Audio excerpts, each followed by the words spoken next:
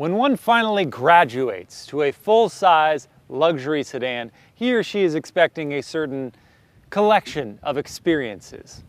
Head-turning style, ample performance, cutting-edge technology, and exquisite comforts. So let's see if the new Audi S8 can check all of those boxes. Characteristic of all S-badged Audi models, we have this alu-optic material for the grille, which is now wider, more prominent for the latest generation A8, S8. We've got a chrome border around that, more alu-optic down here for this front splitter piece. Then moving off to the side, we see some HD matrix lights with integrated LED turn signals. And this paint color, this Vesuvius gray metallic, really sparkles in the sunlight, and what's really cool is that it's an included paint color, no extra charge for that. Moving off to the side, we see a set of optional 21-inch wheels, and within those optional red painted brake calipers, big calipers, got a big car, a lot of weight to stop. Moving back, we see a set of alu-optic covered mirror caps, chrome trim for the window surrounds, and then a long wheelbase car, so therefore a lot of body travel to the rear end, where we see these LED tail lights and this full light bar running across the width of the tailgate, just above a chrome strip, S8 badging down here, and then beneath that, alu-optic trim for the diffuser, and then quad exhaust ports. Under the hood of the Audi S8, we find a 4-liter twin-turbo V8 paired with a mild hybrid system to make 563 horsepower and 590 pound-feet of torque. That is connected to an 8-speed automatic and a standard quattro all-wheel drive. That gets this big 5,900-pound sedan to 60 miles per hour in just 3.8 seconds and onto an electronically limited top speed of 155. Fuel economy, not so great. 13 city, 22 highway, 16 combined. Inside the Audi S8, you find a nice blend of comforts and technologies. So we have these heated and ventilated 22-way power adjustable leather seats with S on the backrest and this quilting on the centerpieces here. That looks superb. You also have massaging functionality. This model has carbon fiber trim for the center console border, here on the gear selector, up here on the dashboard, and then on the doors.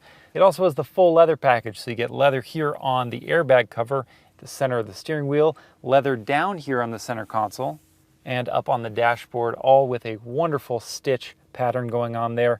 Liberal use of piano black material, which looks really great to start, but then gets smudged and scratched like we see here. This car doesn't have very many miles on it, but it's got a scratched piece of piano black, and I expect that would happen quite often in this car. The piano black does lend itself to looking cohesive with this pair of new MMI infotainment screens. We've got a 10.1-inch display up top that manages all of your infotainment and navigation and media, while down below is an 8.6-inch display dedicated to climate control functions and your shortcuts. Both have haptic feedback, so unlike most touchscreens where you aren't really sure whether your input has been received, these have tactile feedback to let you know that your command is approved. The driver has a standard virtual cockpit, Audi's terminology for a digital instrument cluster, and this is their second iteration, so it's even sharper, even faster. I love this digital gauge cluster. It's better than any of the other ones on the market right now. You also have above that a head-up display.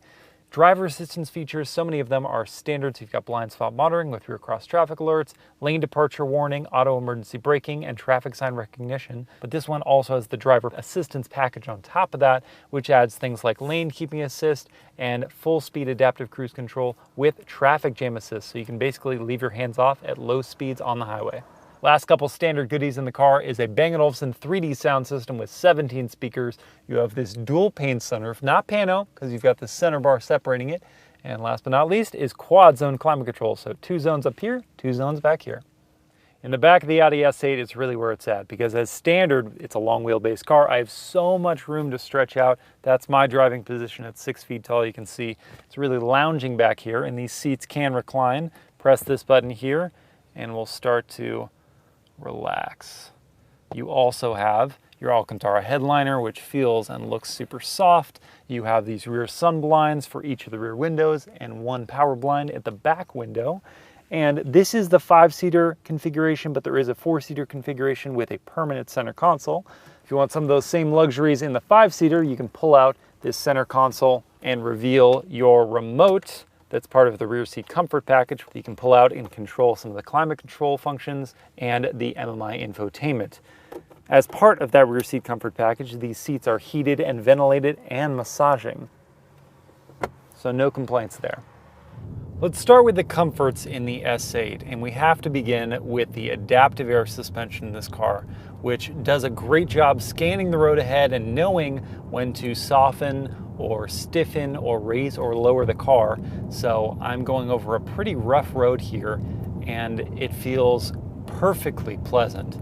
The ride quality is sensational, as is the noise in the cabin. They've done a great job with the sound insulation to bring down that volume. I hear very minimal road noise and wind noise at 45 miles an hour.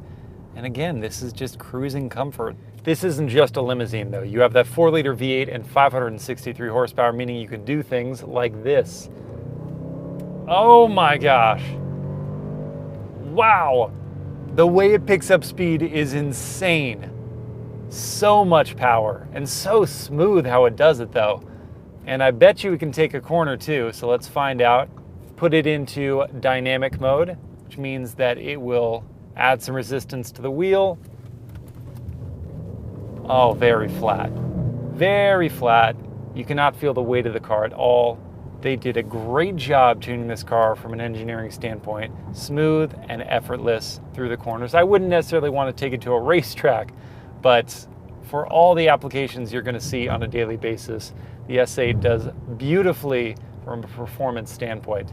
Now, we've talked about comfort, we've talked about performance.